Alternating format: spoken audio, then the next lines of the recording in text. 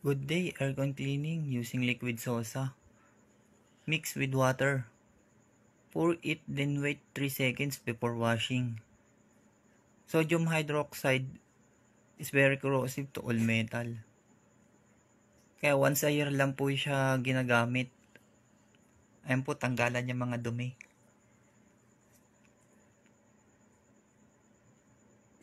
Yan. Kailangan po yan banlawan ng mabuti. Dahil kung hindi, mabubutas po yung copper tube or masisira yung aluminum pins. Aagnasin or napupulbos kapag hindi siya nabanlawan ng mabuti. Po siya. Umuusok. Acid po siya na nag-react sa metal. Kaya hindi pwede siyang tumagal. Masisira. Okay?